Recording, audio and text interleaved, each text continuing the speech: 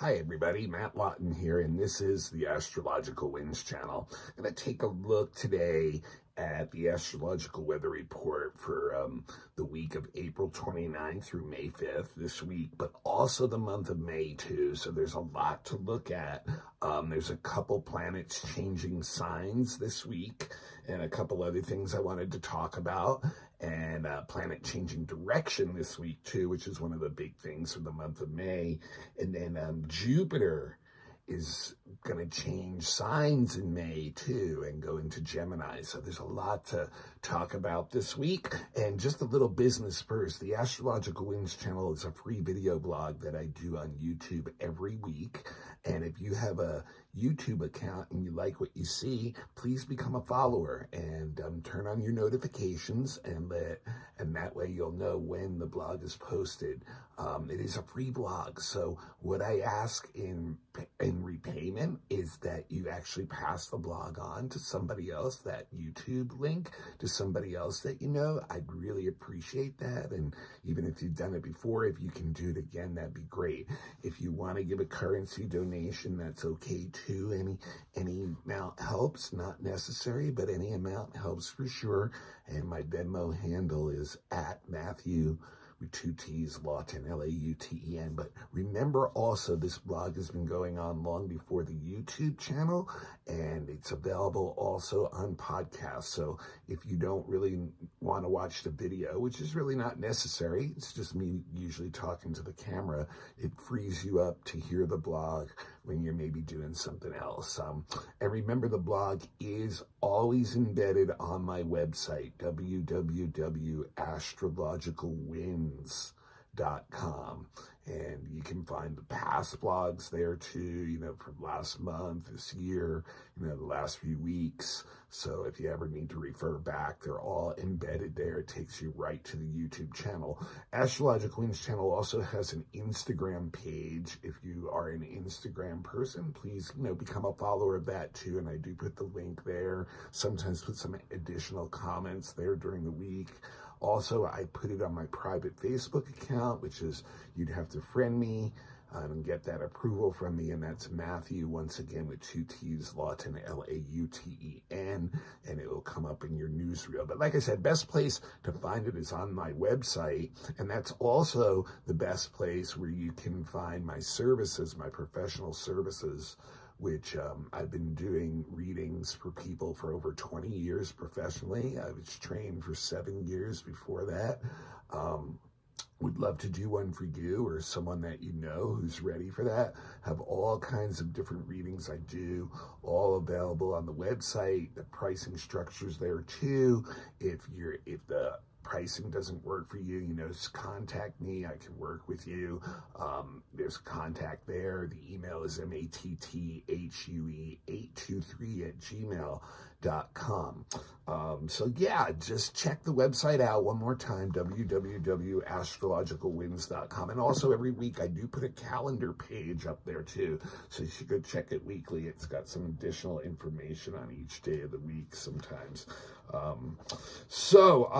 This week we have 2 of the inner planets changing signs, and they're both going into signs that they traditionally are very strong in, and that is both Venus and Mars, and they're actually changing signs today and tomorrow. Venus goes into Taurus today, Mars goes into Aries tomorrow. So both going into signs that they really like to be in. Basically, when a planet goes into a sign that it rules, that means the traditional way that that planet likes to express itself and is most happy is most easily accessed. And it is, you know, like I said, it is traditional that the energy of rulership is the way the planet is used to being. It's comfortable there. It's the way it likes to express itself. So Venus going into Taurus, Venus, as you may know, has a lot to do with how we enjoy the pleasures of life. It's our love, it's our relationships, it's our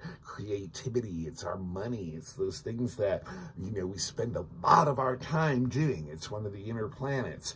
And when it goes into Taurus, it really gets to enjoy those things. It's very, very affectionate, towards its loved ones, your family, your best friends, the people that you're tightest with, your homies, you know.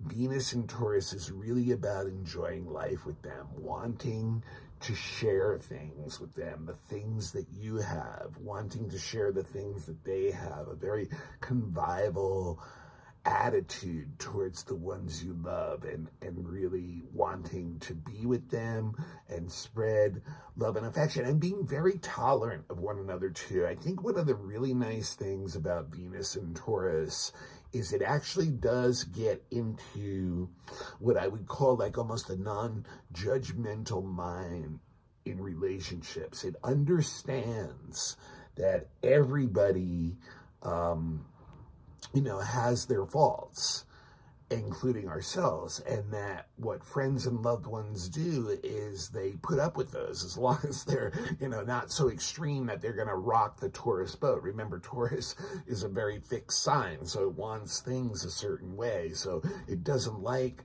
drama so much in the relationships, but that's the way it kind of avoids the drama too, is by being more tolerant. So it's a very, very, very compassionate way of dealing with our loved ones in many ways. And it's also about, you know, enjoying the pleasures of life too, like just, you know, all the things that we have, the objects that we value, the materials that we value.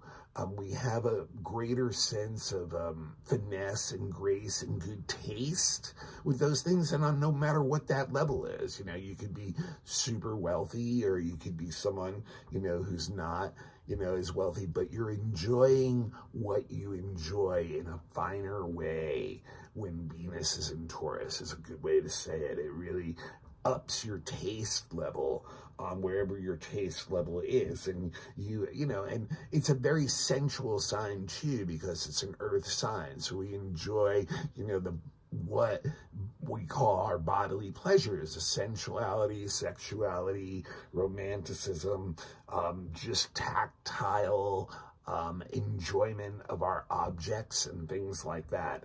And, you know, we really get to enjoy those things. So also like, you know, also a strong love of art and fine things, and being able to, you know, be smart with our investments too, where we can be very smart with our money with Venus and Taurus, and set up some really long-term, well-paying off investments in what we put into things. And also, you know, just enjoying, once again, you know, just anything that our body is taking in. So, you know, like food and drink, you know, anything like that. That's actually appealing to the five senses of the physical world. You know, is a good way to say it, you know, especially with Venus and Taurus. And, you know, and like, you know, I mean, you know, if you want to look for a weakness in Venus and Taurus, it would be not going deep on these emotional levels, and like really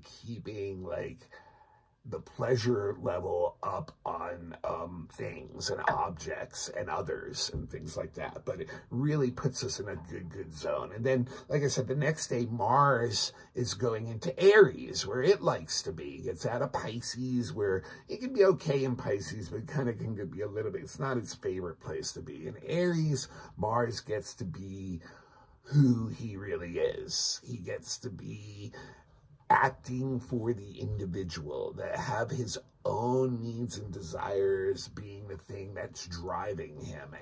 And so like, that's what Mars in Aries is really about. It's activating, it's initiating, it's going for it. You know, it really feeds the ego part of us, which is okay when Mars is, you know, that's an okay thing. You know, we need to, you know, be able to be assertive, stand up for ourselves, go for the things that we like to do, you know, have some adventure in our life. Mars in Aries is a very physical energy. You know, so it's really a good energy for like outdoor type adventures, sports, anything that, gets us going physically, work that's physical, we can really take all that stuff to new places when Mars is in Aries. So it's really good on that level. Sometimes, obviously, since it is so self-driven, part of the thing about Mars in Aries is that it can have a hard time, sometimes being patient with others, having a hard time, allowing others or finding others that can keep up with the pace. We're all kind of really subjectively into the things that we're into in Mars and Aries. So it's hard for other people to keep their interest level at the level we're at. So that's why a lot of times it's very individualistic, this energy, but it's very positive too. It's very competitive too, and it's competitive in a friendly way, if you can understand that. Like, it wants the game.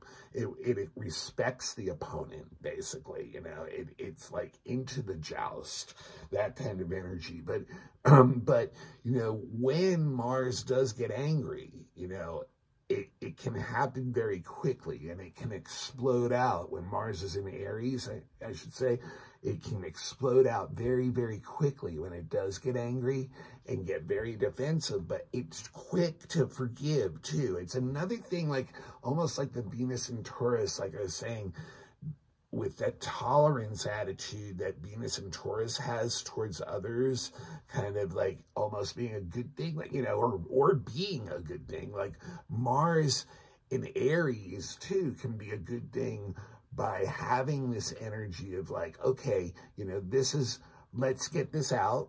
And it's out, and I understand that people have like a competitive streak, and there's times where it builds up, and we might even get angry with each other, but it's very quick to forgive because it understands that's part of the basis of human energy and the human condition to, at times come into a conflict, and then is much easier at letting it go, therefore, when it does. So very active energy and initiating energy. It really is appealing to energy. If we can find others, too, that we have a common objective with, like think of sports with teams where they're trying to win a game or score a goal or whatever it may be, that kind of energy together, Mars and Aries, is very, very beneficial too. Now, on Tuesday also, Venus, which, like I said, just went into Taurus, immediately squares Pluto, which is stationing retrograde this week. So this is an interesting one because this can bring up very intense emotions in our intimate relationships. It can bring up stuff where where the intensity level of what we have to deal with, the experiences, the situations, and the emotions that come out of that in our close relationships can actually cause like breakdowns, can cause like chaos and instability in our life. But we have to accept that that's the reality of the situation right now. So we have to really break it down to ground zero on that. Now, the thing is, that can be very destructive to relationships. If we take an angry attitude about it, and both sides can get very ruthless and get into these very intense power struggles that, can even get violent, like it really can go down to that level. It's very dramatic energy when it's fed like that. But if we can accept that, that's the reality of whatever that relationship is, we can begin from there to reform it into whatever it is going to become next. But otherwise, this is a real easy one for people to try to play control games with one another. It's going to be difficult not to fall into that trap, to try to, push people to get what you want in certain situations, especially ones that seem to be breaking down or unstable. And like I said, it has mainly to do with people we're intimate with more so. But we can actually also come in a little bit of trouble with people who are authorities or in power too. Our relationships with them can be a struggle too, where they're exerting their power on us and it doesn't feel good, you know. So very interesting to watch on that one. Now on Thursday, not only is it the third big event of the week really, but it's also the first big event of the month of May that I'm going to talk about. Pluto goes retrograde. So you remember Mercury went direct last week, and we've had about a week where all the planets were direct again, and now Pluto's going to go retrograde. And Pluto's going to go, it's going to be at 2 degrees 6 minutes of Aquarius, where it's at retrograde, and it will stay retrograde until October 12th of this year. And at that point, we'll be at 29 degrees 39 minutes of Capricorn. So it's going to slide back into Capricorn actually on September 2nd for one last sojourn through Capricorn for 2.5 months until November 20th. Now, the thing to note about this, or the thing I noted about this right away, is that's the next presidential election window too. And it seems in the United States we're going to have the same two candidates again, although we can't completely be sure of that between now and then. You never know, right?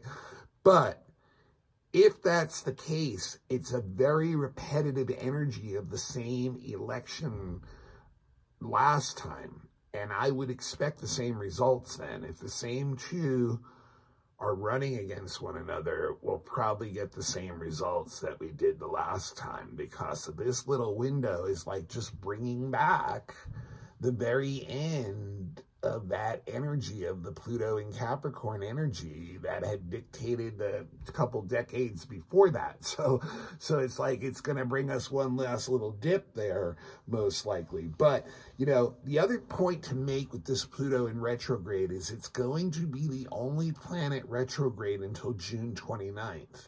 And Pluto is, you know, one of the transpersonal planets. It's way out there. Those planets, when they turn retrograde, it's very, very subtle.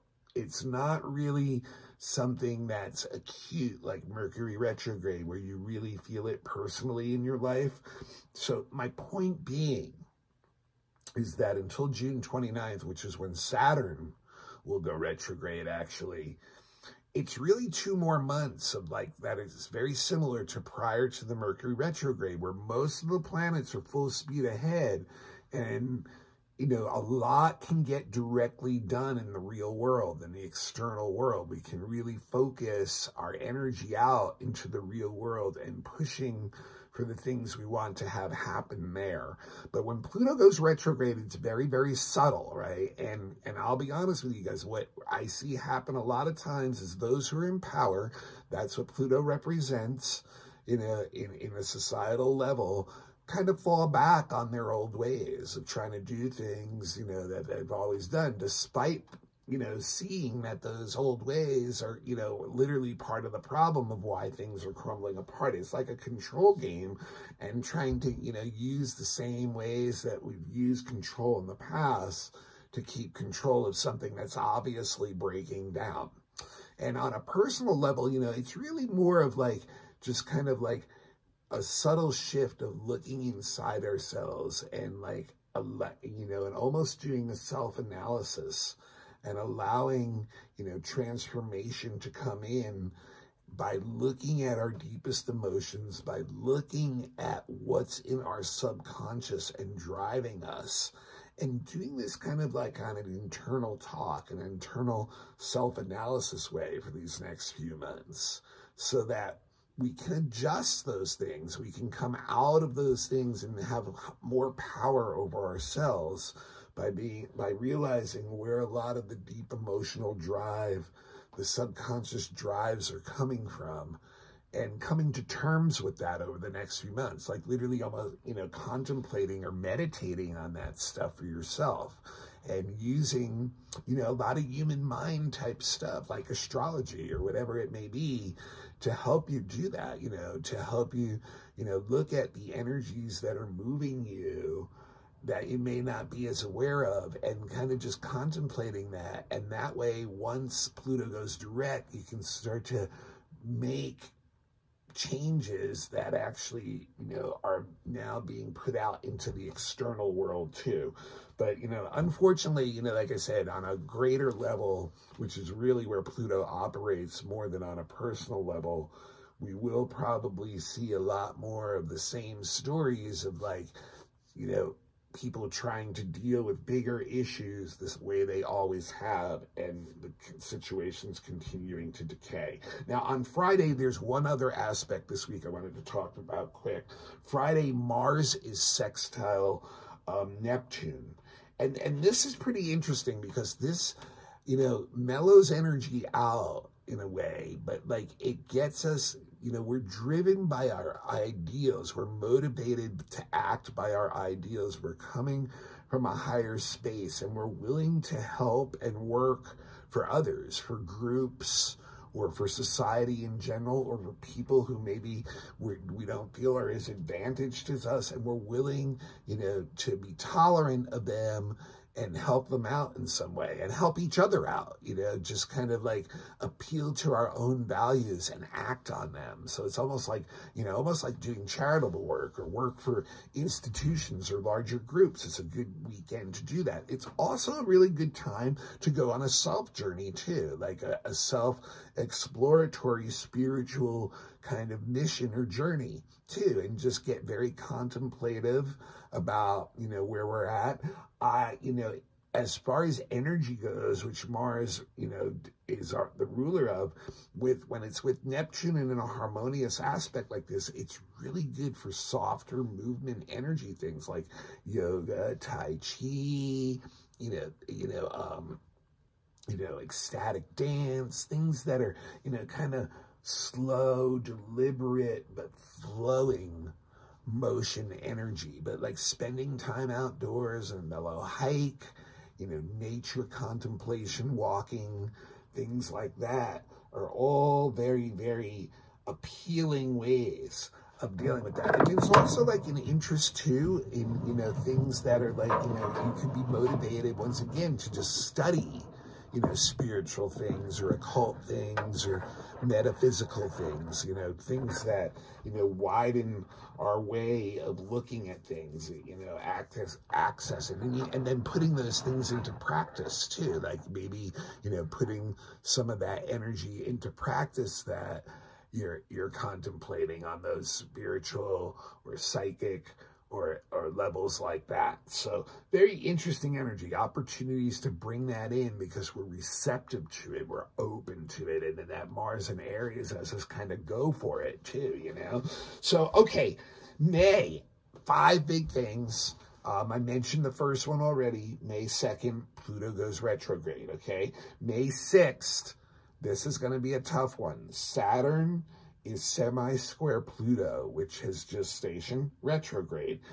This is a very societal type of aspect, and it's very, very frustrating to the individuals who make up those societies. What it is it seems like things are just stuck in a very frustrating way, like structure falling apart on all different levels of society, things breaking down, things becoming debilitated beyond repair, things not being addressed that need to be repaired, and just those who are in power and the structures of society built around that are not able to respond to the change that's going on anymore. So it's very, very frustrating to watch things basically decay and get to a point where it seems like it's just going to completely break down and nothing can be done about it. So it's almost like things are beyond our control and really has us like having to like become very resourceful in even getting what we need to get by. So it can be, a time where you feel like the populace and maybe the people are ready to make changes, but like the authorities around us and the structure and reality that we've created is not able to do that. And yet it's a lot of it is not necessary anymore. So it's like literally like what can we eliminate and how do we rebuild from there? But right now, it's very, very difficult to do anything about it because that's where things are in reality. So for an individual, it's a time where we have to be very resourceful. We should be conservative with our resources. We should be conservative with our money. We should spend a lot of this time reorganizing our life in relation to the way reality really is. So it's not the easiest thing. And later in the month, Jupiter does 3 things that gets really active.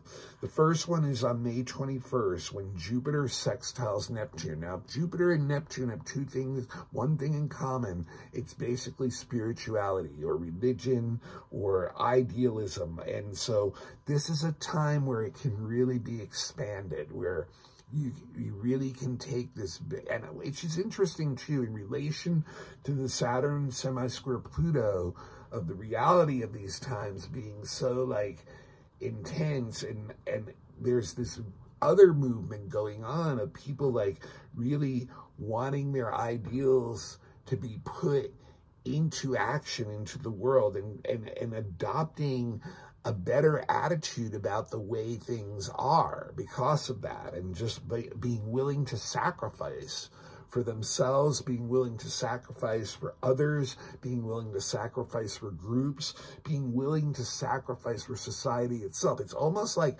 taking up a new way of looking at life where it's more of a spiritual journey than and just wanting to bring in mystical experiences that that relate to that. For some people that could be finding a guru.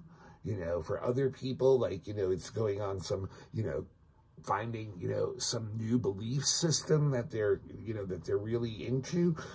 So that's really, a really positive energy and a way to react when a lot of the real world is going through a lot of a struggling time. And this really gives us a lot of hope and moving forward. Now, Jupiter, 2 days later, makes a semi-square to the North Node, too, which is kind of interesting because I think what this does is it allows us to see where certain people, especially leaders, are misleading their groups and not leading them to the truth, that they're kind of trying to use fanaticism and blind faith, and it's really to benefit themselves. So you can really get a lot of truth, but there can be conflicts even within groups over what, different leaders are. And you can see that even going on politically. A lot of this stuff, when it's these outer planets like this, we can just look at society and see those examples over and over again going on in front of us. So the last thing I want to get into, and it's a big one, it's, probably the biggest thing actually of the month, and, of this blog, besides Mars and Venus changing signs this week, is that Jupiter changes signs this month, in May, right at the end of May, on May 25th. So Jupiter changes signs about once a year. It goes through the zodiac in about 12 years. So each year it spends most of its time in one sign. And so what's going to happen is it's going into Gemini on May 25th, and will stay in Gemini until June 9th of next year, 2025. So you can see we got 1 full year of Jupiter in Gemini. And what I'll say right now, this is Jupiter is expansion and growth. It is going to bring expansion and growth to communications, transportation, and education. And Jupiter also has a lot to do with investments. So there you go right there. I think, those are the businesses. If you're looking into investment, where, to put money and, or spend money, or where to, work or start a business, those are things that are going to have a lot of expansion and growth in society in the next year. Those 3 areas: transportation, communication, and education. And a lot of it's going to have to do with technology. With Gemini, it's going to accelerate a lot of the technology that's going on. There's a lot of value to the mind and intellect when Jupiter is in Gemini, and it can get very detached and objective, but it can really accelerate, you know, mental stuff, intellectual stuff, those kind of efforts and the things that are around them. You know, so it's like people will really, you know, it's going to be a good year to broaden your knowledge base, right? And by doing that, what happens is people's values begin to shift, and they see things in new ways, new perspectives, and then they deal with other people. It's another one. Gemini has a lot to do with the people we're dealing with every day, the local people. This shifts the way we do that too. We can get more information. There's more back and forth exchange going on in a dualistic sign like this, where there's a lot of communication going on with people in your local area, maybe even your family, things like that, where there's like a lot of information coming in that way, and an adjustments going on in the way we think, in the things that we value. And then, like I said, also a lot more movement, you know, in our local areas, possibly like having to be involved with a lot more moving around, maybe, you know, different things of transportation, quicker ways, but all those things too, that's where we're going to see a lot of acceleration in society. We're going to see technology really aiding things like transportation and communication and education. And you can see, like, you know, maybe the driverless cars will take off this year. Maybe, you know, there are, you know, different things on the internet that enhanced communication will take off this year. Things like that, you know, just different ways of education that may take off this year. It's all about bringing in a lot of new information on an intellectual level, on a detached level. There's not a lot of value that goes on with the emotion here, which is one of the dangers of Jupiter in Gemini. It can be objective, but it can be objective almost too much, and will actually, like, a lot of times overlook the emotional repercussions of a lot of this new stuff that's going on. But it really sees things from like what I call like a 360-degree view. It can take in a lot of new information and really change a lot of stuff and in society, and just expand the way people look, you know, even a lot more tolerant of others, you know, in the way they, you know, once again, Jupiter brings in a lot of tolerance, so people will be more apt to listen to one another. There'll be more exchange going on, but there'll also be like this it's like a positive attitude that also can be a little bit of a trickster, you know, a little bit of a comedian too. You not know times when how serious someone could be about what certain things are, but in general, it's like basically wanting to take in more things on a local level through our communications and broadening our whole perspective so that it switches our values up. So this is a big shift. It's going to be like the rest of the year. Even when Jupiter goes retrograde, it's going to stay in Gemini. So a lot I got through. There's blog's running long at this point, so I want to end it there. This is Matt Lawton. This is the Astrological Winds channel. This is a free video blog I do every week on YouTube. You're going to pass it on to someone else right now. Thank you very much. Please check my website out, www.astrologicalwinds.com. That's where you can get in touch with me about any of my astrological services. I would love to do your chart. And groups too. I have group services. If you have some group that's looking for astrological stuff, check the website out. Remember, it's on Instagram too. You can get it on podcast too. Just look up Astrological Winds channel, and all the past ones are embedded on the website too. Now, next week, the big thing of next week is going to be a new moon at 19 degrees Taurus. So that'll be the main thing I'll be looking at next week. I will see you all then. I want to get off here before the blog gets any longer. And you know, remember this week, two big nice shifts, that Mars into Aries and that Venus into Taurus. These are going to be two really nice energies to work with. I'll see you all next week.